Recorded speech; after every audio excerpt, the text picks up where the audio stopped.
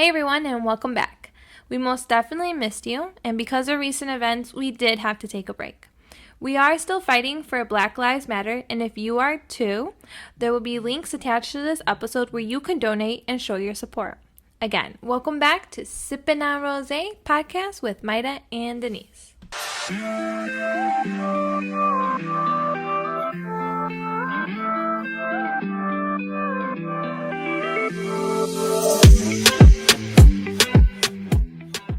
So for this episode, we are actually doing a topic that I have been avoiding. Even though it's been in our list and Mayra has bugged me about it, that when are we going to do it? And finally I'm like, all right, whatever, let's just do it. And it is on relationships. Yay! So Mayra and I decided to get together a couple of days ago, and pretty much together we decided to come up with 10 things we learned about being in a relationship.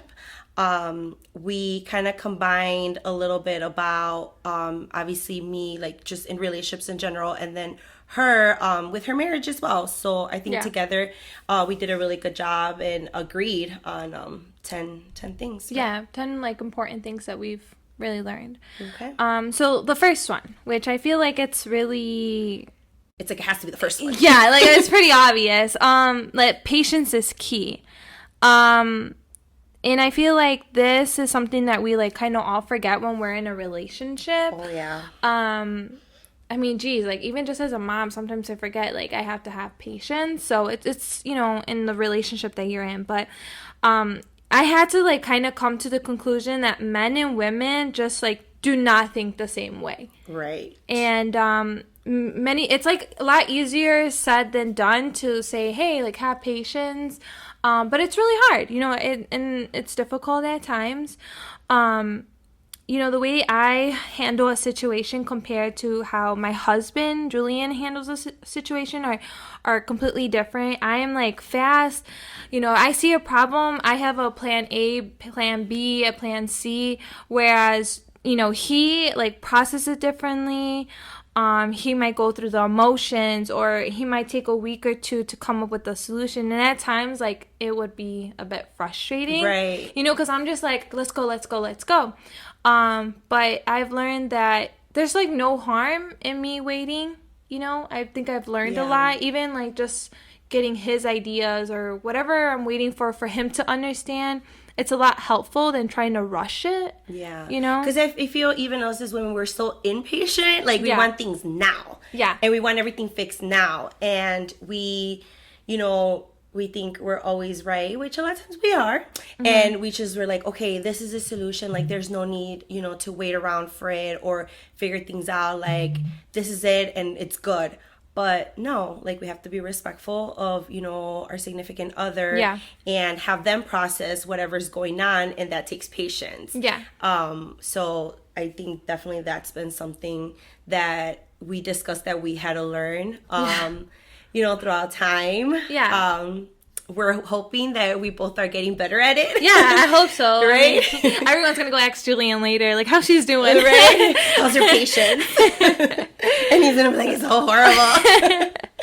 But I think definitely we both agree that should be the first one that we bring up, because we noticed as we were talking about, like, our former relationships and just, you know, people we've dated, that a lot of times we would have issues or it didn't work out because we were so impatient. Yeah. Because it was like, either we fix it right now or whatever, I'm done, like, bye, like, I don't want to deal with it. When if we would have been more patient, I think that we probably could have come up with like a better solution to like a problem or an argument or something. So yeah, and I honestly like swear by this, that, and I'm not like trying to like put them down, but men really don't understand what we like think it's like common sense stuff to understand. And I just feel like it was okay, like, I mean, I guess because if it's in my relationship, like we were both our first time relationship, so not only were we like didn't know what it meant to be in a relationship, we had to learn about each other, right? You know, so it was a little bit more difficult, but you know, there are things that I would be like, oh, what, this is common sense. Like, you should be understanding, you know, what this is, or how to, like, go on to have the next step or things like that, he may not have understood that. But, you know, just taking the time to like really listen to each other and have that patience for the other person to learn, especially because, you know, in our situation, we were both learning, you know? Yeah. So, Agree. The next one. Number 2. Everyone loves differently. This one I learned really quickly. And I learned quickly because I come from a family. Well, no, I have a dad who absolutely loved me and my sister to death. Yeah. And, like, he would tell me I was beautiful every day. He would tell me I'm the most amazing person in this world. I literally grew up with so much affection and kind words that when I got into a relationship, I kind of expected to have that from the man, you know, from a man. But Julian came from a whole different family that like loves differently. And not only that, you know, he was loved differently because he was a man, and I was loved differently because I was a female. Correct. So we just really had to learn. And not only that, like, I had to learn the way he wanted to be loved. He had to learn how I wanted to be loved. And it can come across physically or with like positive affirmations. So we kind of just had to like really learn from each other of how not only to love somebody, but like how that other person wanted to be loved, you know? I agree. And that's something that Mayra and I have in common too. And same with my dad. So I'm my dad's only girl, and I'm the oldest. So literally in my dad's eyes, to this day, I do no wrong. I am perfect. He still spoils me. And same, you know, like he always, you know, telling me like I'm perfect, I'm beautiful, and I'm like, you know, the greatest thing on earth. And I mean, obviously, you know, like amazing, you know, that. And, you know, my dad, literally has always like supported me and encouraged me, and, you know, pretty much I am who I am, and I've been able to overcome so many obstacles because he constantly, his love is like, you got this, like, you're amazing, you're strong, like, you know, you don't need a man, you know, all that stuff. So just like Mayra said, you know, whenever in a relationship, remembering that, you know, not every person is going to show their love and affection in that way or with those words, but, you know, each individually, like, they'll show it differently. And sometimes, you know, they show it with like the most like little things, you know, like, you know, if they borrow your car, bringing it back with a full tank of gas, you know, going to the store and bringing you back, you know, your favorite like dessert or something, you know, without you having to ask. And, you know, it's those little things like that. Yeah, obviously they're not like telling you or screaming to you, oh my God, you're so beautiful and perfect. But it's still their own way of showing, you know, their love. And then us, you know, obviously like being appreciative of it, you know. So that was one that we both had similar background in, and we both agreed. Number 3, learn how to forgive. Easier said than done. Another one. I feel like this one it was harder on my part. With, you know, my relationship, it's I don't know, it's just so hard. We can sit there and say, you know, like, we're sorry, or they could tell me they're sorry, and it's just, but the moments still happen, that hurt still happen, and, you know, I have learned to try to forgive and try to understand that, you know, when they apologize, it's because they really do feel that way. It was just like very hard for me because, okay, you said sorry. Like, if you think I'm going to get over it, like, I'm not, because it still hurts. The and pain I think is still that there. goes with, like, you know, I can forgive, but unfortunately I won't forget, you know? And then we get so caught up in the fact that we're not forgetting, because obviously it's not like we lost our memory, you know? So it's still sometimes, you know, we'll remember that, and it hurts, you know, we're human. But then from our end, like, if we say we're going to forgive, then we need to really own up to it and not, like, let it affect, you know, like the new experiences and the relationship, and not bring it up, you know, whenever like we get upset and be like, but that one time, and you know, we can't do that, you know? So yes, learning to forgive, I think it's definitely a huge one because, I mean, depending on like what happened, like it takes a while to heal, Yeah. for your heart to heal. And just because, someone says they're sorry, and even if they really truly mean it, like that, it's kind of like, it's just like a band-aid in your heart, and like the scar's still there. It takes a while. It takes a while to heal. And like another thing, like I've noticed, like that I didn't like, well, I've just started noticing that I've done is that, I like people that I love so much around me, if they do something bad to me and they say sorry, like I just can't get over it because where's the loyalty? It's like I love, even like with family or and with Julian, like if I was like done wrong, I'm just like, man, like I'm so loyal to you. I would do anything to make you happy. I would die for you, and it's like, you hurt me. It's like, how could you hurt me though? I would never do it to you. So I really just had to learn that, like, no, like nobody's perfect. I really had to learn to let it go, and it really helped with my relationship to continue moving forward. So the next one is communication is important, which I think everyone knows. Yes. I hope everyone knows it's important. Something that we were talking about is that having discussions and not fights is what needs to like happen. I think that sometimes we just get so caught up in like arguing that we're not feelings, the negative feelings, and we're just like not really like discussing what had happened, why that person is hurt. It's just more kind of like putting blame, and it just turns into like a whole big mess. I feel that when you communicate, you can be kind, consistent, and it has to be honest communication. So yeah, it's so funny because I recently had a conversation with another person, and we were talking a little bit about like relationships and everything, and like I mentioned like, like I think communication is key, and he was like, no, like I think that comprehension is key. He's like, because what's the point of like communicating if like you're not going to comprehend what's being communicated? And I'm like, well, how are you going to comprehend anything if you don't communicate it with it first? Yeah, that's so true. we kind of, so then he was kind of like, oh, so we were kind of going back and forth on that, because I totally get it. Yeah, if I'm gonna communicate something with you, Mayra, like, obviously it's important for you to comprehend what I'm saying, so it can make it work, right? But at the same time, I can't expect you to comprehend or understand anything if I don't take the time to actually communicate with you, explain to you, take my time for you to really understand like what I'm feeling or what's going on.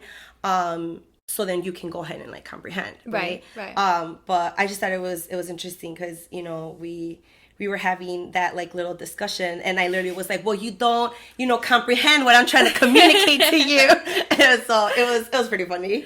And I think another like thing that we don't talk about but we see a lot is that like females, we can sometimes like we expect it and we're not communicating it, so they don't really get it to like do it, or like, and that is our mistake, our bad. Yeah, because I would look at Julian, like, he'll be like, are you mad? And I'm like, oh, no. But, like, you can tell on my face that something's wrong. Especially you. Like, I feel like you can't hide. Yeah, and my face expressions tells it all. So, like, instead of, like, getting upset now that he doesn't even go forward into asking me, like, what, no, tell me. I have learned to, like, save myself an argument and just be like, hey, like, you know what? I am upset. This is why I'm upset. And it just like kills so much like fighting, and we just really like understand each other better because I'm communicating, I'm not like giving signals or my ugly face expressions, he's trying to like figure it out and stuff. Yeah, that's so true, because again, this is a mistake of mine, and this is why it's 10 things we learned, that like I would feel a certain way, and I just expected this person to read my mind and have, psychic powers. And then I would get more mad because I'm like, how do you not know you pissed me off because of this? And then literally when I would like, like bring it up, it was like, well, why didn't you just tell me? Yeah. And then I'm like, well, you didn't know? He's like, no. And then I'm like, all right, yeah, I totally should have told you and communicated that this was going on. So, yes, communication. And then another thing that we were also talking about is, you know, when you're communicating, be honest, where to the fact that, you know, if you don't have any feelings for somebody, you should definitely communicate that. I know something like me and Julian like always talk about, like, I know we're married and everything, but we're just like, you know, if we just like don't love each other anymore, we need to tell each other. We've never been like the type of people like, oh yeah, we're gonna go behind their back and do things that we don't, you know, shouldn't be doing. But it's just communicate with that person if the feelings are not there anymore, because, you know, you're just like pretty much wasting everyone's time, you know, and you should just be able to communicate, like, I don't know if my feelings are still in this, if my heart's still in this, you know, kind of thing. Because then that's when cheating starts. Yeah. And cheating is bad, guys. Yeah. Yeah, definitely. Number 5 is space is always needed. Yes. Me time. It's necessary. It is. For guys and girls. Yeah, definitely. I feel like I'm just like telling on myself of every wrong thing that I do. Because it's what we learned. Yeah, it's totally what I learned. But I definitely want to have Julian on here and he needs to tell me what he learned. Like, this is ridiculous. But me time, I absolutely hate me time. It's not that like I don't know how to be by myself, or maybe it is. I don't even know. But on the next episode, we will discuss more now. Analyze me. I just hate, like, I just want to like move on to the next thing. Like, anytime me and Julian would have like a disagreement, argument, he really needed his me time, and I was more like, no, like, let's just fix it now so we can continue on like living our best lives, you know, if you want to say, you know, like, let's get over it, like, let's say we're sorry so that, you know, we can have a good time and, you know, we can be happy. But I really have noticed that me time is super necessary, and I've really had to learn the hard way that I just needed to give that to him, you know. Obviously, you know, whenever we would get an argument, you know, Julian always came back. You know, we're married now, have a kid, so I had to learn real quick that I had to give him his space and just like pay attention to myself, let him pay attention to himself, and, you know, everything obviously worked out for the best. So one of the things that like I was sharing with Mayra was definitely that I think that in the past, like, if I would have, you know, given that space after like a certain argument, because I'm the same with Mayra, like, I'm just like, all right, you know, like, let's move on, like, you know, we're fine, whatever. But during that time there was always, you know, all these like negative like feelings going on that would cause then that like significant other, you know, to like maybe say things that I know they didn't mean, but because they didn't have that space to just cool down, to process it. Or even the other way around, me too. Like, there was times where I was like, you need to leave me alone. And it was like, no. And then like I would say things, and then literally when I would cool off, I would be like, damn, that was really bogus. Like, I shouldn't have said that, you know, or because I know I didn't mean it, but I didn't have that space to process what I was feeling, what I was thinking, to cool down. And it definitely could have prevented like a lot of things, I think. Oh, definitely. Yeah, I believe it. But yeah, like, it's definitely, like Mayra said, it's definitely needed. An example with space would be like, you know, Mayra's here doing the podcast with me, and she's giving Julian some space with Madeline and doing the daddy thing. So I think that makes it work. Yeah. She enjoys it. Definitely. She enjoys me. Yeah. Okay, number 6, trust is necessary. We literally just had a whole conversation about this. So just like a few like points. It's a learning process. A few things that like comes to, or what plays an effect when trust isn't involved, is how you met that person kind of sets the level of the trust, and, you know, how one is connected with oneself. So like, as we were all just talking here, like, I feel that, you know, I've mentioned so many times to Denise, like, I've never experienced anything bad towards, or I never experienced anything bad that I just can't trust somebody. So I feel like I can tell right away if I trust that person, just like how I feel when I'm around them, Right. you know? So I think that's why it's so easy for me to be able to, like, trust and talk to Denise and Suri so much, because I just had this, like, instant connection that I just don't have with a lot of people. And it kind of, like, plays an effect of, like, you know, when I met Julian, and how it was just this unbelievable attraction, and, like, this trust that I just had for him so much that it just, you know, I definitely think it's necessary. And, you know, a lot of things, I don't know, like, it just, like, kind of plays into Right. So us. literally, like Mayra said, we were just talking about it a couple of minutes ago. I was always under the impression that when I meet someone, they have my trust, 100%. And if they mess up, well, you know, you messed up and you may or may not get my trust back. However, I did have an experience not that long ago that I met someone, super awesome person, but for some reason, I just felt like I could not trust this person. Right. And I could not understand why. But, you know, having a conversation about it, I realized that, just like we mentioned, how I met this person had a lot to do with it.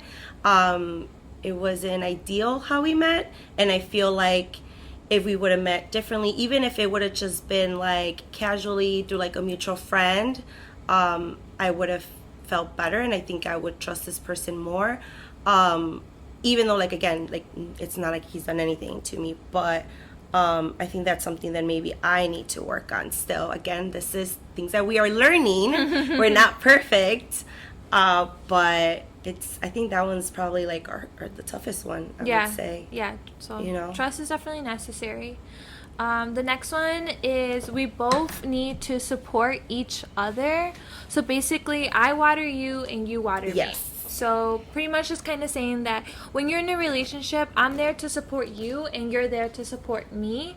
And it's super necessary. I think that that's what, like, keeps me and Julian together, because I'm his cheerleader and he's my cheerleader, you know? Right. So we're constantly supporting each other on whatever crazy idea that we have, or the next project we want to work on, or just like even with this podcast. I've been wanting to do this for so long, and he would just hear me talk about this so much and just continuously keep like supporting me and pushing me to do it, and like I'm finally here doing it, and you know, so happy about it. Because even like when I said, you know, it could be something that is not ideal. It can be something that's not realistic. But, you know, who are we to judge that? Yeah. You know, especially if it's our partner, we love them.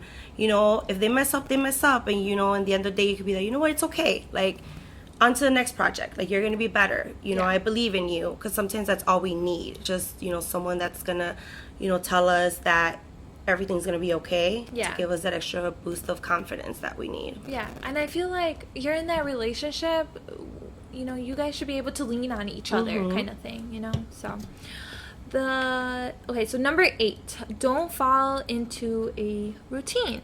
So, just being able to come together and or just coming together and just, like, spicing up your everyday life, you know? I think that I just love about Julian is that it'd be something as simple as, like, he finds a new restaurant and he just wants to take me there, you know? So, like, we're constantly trying new things, or when we go on vacation, like, I will have a whole, like, itinerary of things that I want to try out for both of us, and, you know, we want to do this and we want to do that. Like, we always are wanting more and we want adventure, you know? So that's super important. And, you know, something that Denise brought up was the whole, like, not only don't fall in a routine, but, like, your sex life.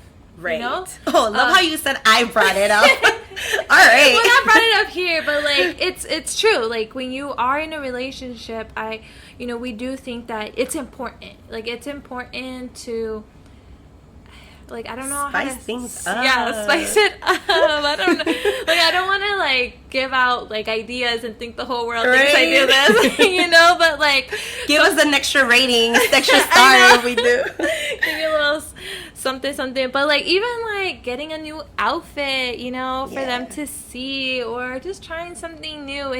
It's honestly so much fun. You're learning together, and it's just something new that I think is so important.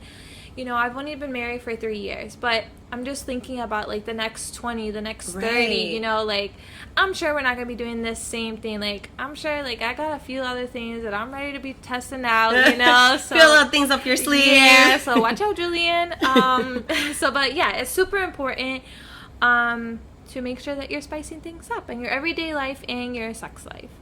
Number 9, being able to admit to your mistakes. So this one I feel like was definitely like an issue of mine. No one is perfect. Maybe me, maybe not. I don't know. I'm still like trying to figure it out. You're totally perfect. Thank you. But yeah, you have to be able to admit to your mistakes. I feel that I feel like this even goes back to like trust kind of, because I feel that when I was able to really understand Julian and how he felt on a situation and admit like, hey, like I messed up, I hear you, like I'm sorry kind of thing, it kind of like registered to him like, oh, like she understands, she's hurt me, Yeah. you know, and it just continuously builds that trust and that love for each other. But I mean, it's definitely not easy. It's not. You know, it's not. vice versa, because I feel like, especially like you know, with like, you know, that someone needs to say just the I'm sorry. Yeah. And you're like, he should say I'm sorry first. Yeah. But then you're like, but I know I should probably do it too. Yeah. And then just, you know, kind of when you're too proud, you know. Yeah. Oh yeah. To owning up to it, like you could be having a good time. Yeah. And I mean, again, it's harder said than done, because we're all like set in our own ways, but we have to understand that when we hurt somebody, we have to let them know, looking into their eyes, I'm sorry. And it's just so powerful. Accountability is important. And then lastly, we finally come to our end. Yes. Individuality is crucial. There we go. Got you. Having your own friends, have your own goals. Don't lose sight of who you are as an individual in that relationship. So, yeah, I feel like, I mean, you can't forget about yourself. You gotta love yourself. You can't forget to love yourself, even when you're in a relationship. It's okay to have your own friends. It's okay to have your own goals. It's okay to grow. You're growing together. Mm-hmm. You're accomplishing your goals together. And, you know, you're having a good time with your friends together. So these are the 10 things that Mayra and Denise have learned about relationships. I hope you guys, you know, enjoyed it. If you have any thoughts, we'd love to hear from you. Yeah, definitely. Any advice or feedback, I think we're always willing to learn. Yeah. But thanks again for joining us in Sippin on Rosé with Mayra and Denise. Bye.